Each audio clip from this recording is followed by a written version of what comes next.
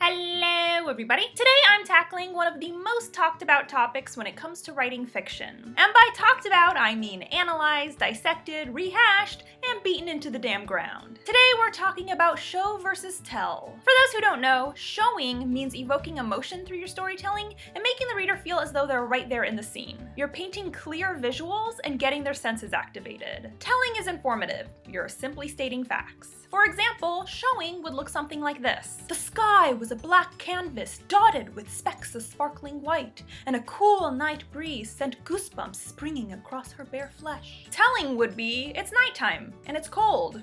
And I think this chick is naked. Now, the general rule of thumb is that it's always better to show in your writing versus telling. Showing is evocative and impactful. Telling is easy and oftentimes boring. But the truth is, like many writing rules, show versus tell is supposed to remind people that showing is usually the superior choice. There are certainly moments in fiction writing when telling is viable and sometimes even preferred. So I'm gonna do my best to sort out this nonsense from one writer to another. Or one writer to a few thousand others. Today I'm going to list the 5 moments when writers should probably show in their story. No telling in these parts. Why? Because I said so. Number 1, when you want your reader to be invested. But Jenna, don't I want my reader invested in the entire story? I hate to break it to you, but if your character's just walking to class, your reader's probably not gonna give a whole lot of fucks. But if your character's going on a first date or fighting for their life, now's the time to give some detail. If you want your reader wrapped up in the scene, you have to present it vividly. If your character is dancing with his dream girl, describe the way she smells, her coy glances, the way her body feels pressed against his. If your character is battling her arch nemesis, describe the blood splattering the ground, her pounding heart. Now, there's some disagreement regarding action scenes. A lot of writers claim that action and violence are moments to tell rather than show. The reasons for this are 1, showing too much can slow down the pace, and 2, it's not exciting to read a scene that details every single maneuver. I personally think showing is great for action, but you don't need to show every single punch and swing. You just need to show enough to make your reader engrossed in the moment. Describe the throbbing pain of the character's wounds, the piercing screams of civilians. These sort of details will get the reader invested in the moment. They're not just reading pretty words,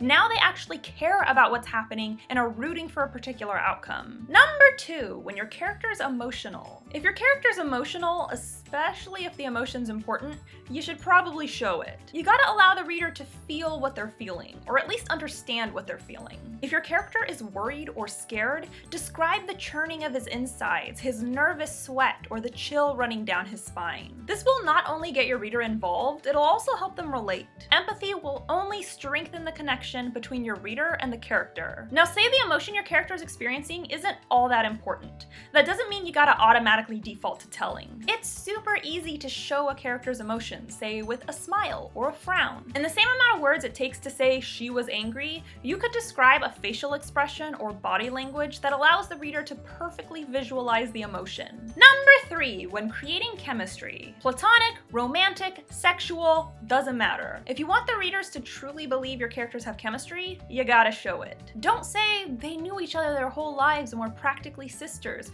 Show them borrowing each other's clothes, show them raiding each other's fridges, show them behaving like friends who are practically sisters. Don't say, he was a gorgeous man, she was very attracted to him. Describe the man's carved body and chiseled jaw. Show her getting all antsy whenever he looks her way. And this doesn't just go for chemistry. If your characters absolutely despise one another, telling the reader isn't gonna cut it. You know what's a hell of a lot more powerful than simply saying they hated each other? Evoking that burning hatred in the readers themselves. Not only will showing the chemistry or lack thereof drive the connections home, it'll make the interactions a lot more interesting. It's not fun to read a book that tells you how to interpret your characters' relationships. In fact, it's kind of an insult to the reader's intelligence. If you want your reader to be entertained, show just how much your characters want to rip each other's faces off. Number 4, when the reader needs to be transported. Sometimes your character's just sitting in a classroom. She'll be there for a paragraph, then you'll never use that setting ever again. Other times she's navigating a castle,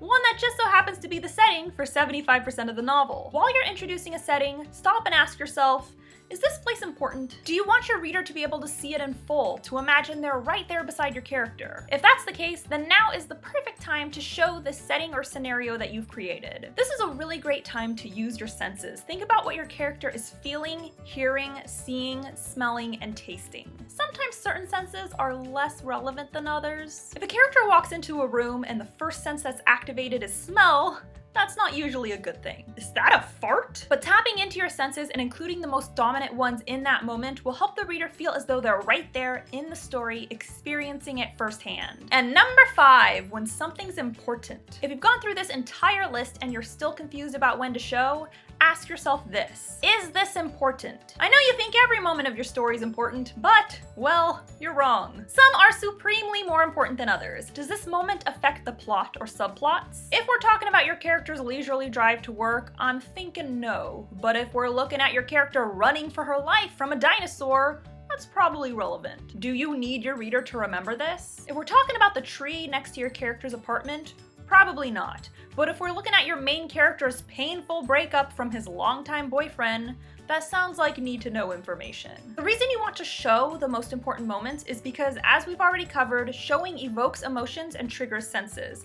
This makes the reader more apt to remember the content and connect with it. You want your reader to give a shit about what they're reading, and this is how you do it. So there you have it. Those are the 5 moments you ought to be showing as opposed to telling. Get your reader invested. Transport them to a faraway world. Allow them to feel your character's anger, or sorrow, or lust. The lust part is kind of weird, but it happens. Next week, I'll be posting the 5 moments you ought to be telling as opposed to showing, so be sure to check it out. Because if you don't, I will find you.